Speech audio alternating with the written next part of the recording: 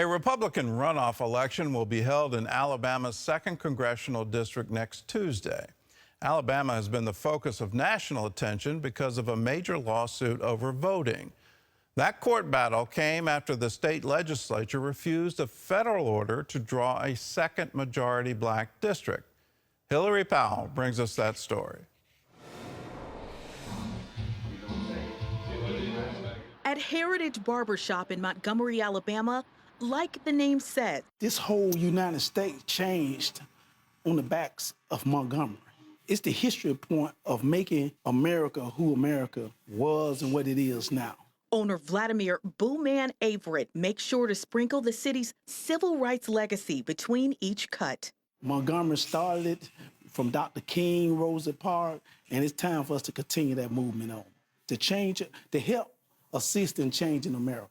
Change that the Supreme Court stepped in to ensure would make voting more fair for Averett and all Alabama African Americans. That's because Montgomery sits in the state's new congressional district that intentionally includes a population of nearly 49% black voters. I recognize that we come from a state who hasn't been kind to black people in particularly, and it's been like a constant trial after trial. In 2021, Kadita Stone sued the state of Alabama, alleging the state's congressional map illegally diluted black voting power.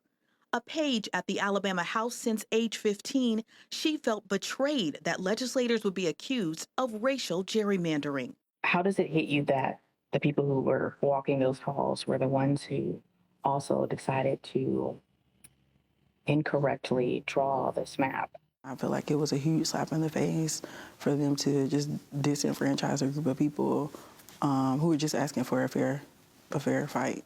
The last straw came in November 2021 when the legislature drew the state's congressional map with only one majority black district, despite black residents making up more than a quarter of the state's population. That led Stone and other residents to sue the Alabama Secretary of State. In January 2022, a 3-judge panel, including 2 appointees by former President Donald Trump, ordered Alabama's legislature to redraw the map to include 2 majority or near majority black districts. The state then appealed to the Supreme Court. More than a year later, in June 2023, the Supreme Court affirmed the district court's ruling, holding the Alabama map likely violated the Voting Rights Act of 1965. It was disappointing, and then the fact that Alabama became a spectacle to the nation and the world, that we just cannot even listen to the Supreme Court. Reverend Allen Sims Sr. leads the church where Dr. Martin Luther King Jr. served as pastor when he helped organize the 1955 Montgomery bus boycott. In a sanctuary that's seen its share of struggle, Sims says justice was served when the district court stepped in once more to order a special master redraw state maps for the 2024 elections. Be fair and be on the side of right.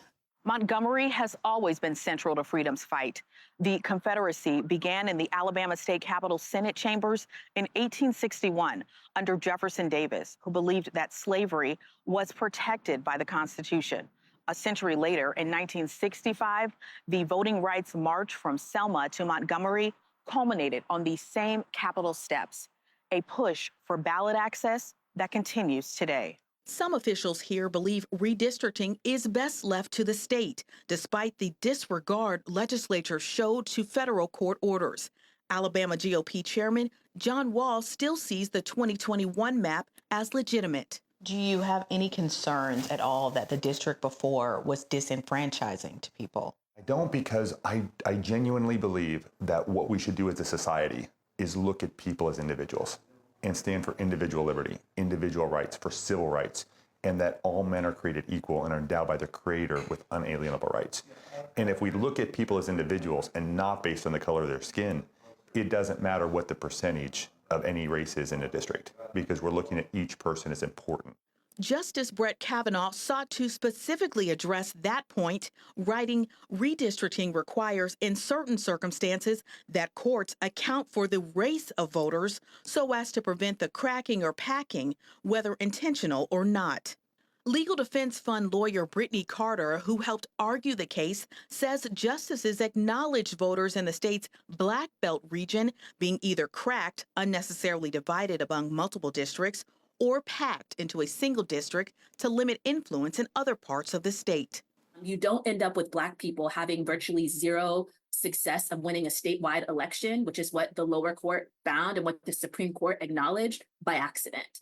In a statement on X, Alabama Secretary of State Wes Allen says his office will facilitate the 2024 election cycle based on the map the federal court forced upon Alabama, but that more legal options remain. A trial before the same three-judge panel will take place in 2025, and voters say they'll be ready. When I see something isn't right, I'm gonna find a solution to do something about it. I think that's like the core being of my life. Reverend Sims says he's praying faith facilitates what's fair. Whatever betide, God will take care of you. And that's the hope that we give to our congregants. That's the hope that we give to our communities and to our cities, that God is a providential God. Hillary Powell, CBN News. I hope that we come to live up to the aspirations of our Declaration of Independence, that we hold these truths to be self-evident, that all people are created equal. Now, let's recognize the history. That sentence was written by a slave owner. So obviously, he didn't live by what he was writing in the Declaration of Independence. But let's hold to the ideal, because the ideal holds true. All men are created equal. All people are created equal. Can we come together as one nation under God, indivisible, with liberty and justice for all? That's the goal of the American dream, is you have individual liberty. When we see this kind of oppression, and it is oppression, and denying people equal political power is oppressive, let's speak up for it. And let's do what is right, and let's hold ourselves to that ideal that we truly believe in liberty and justice for all.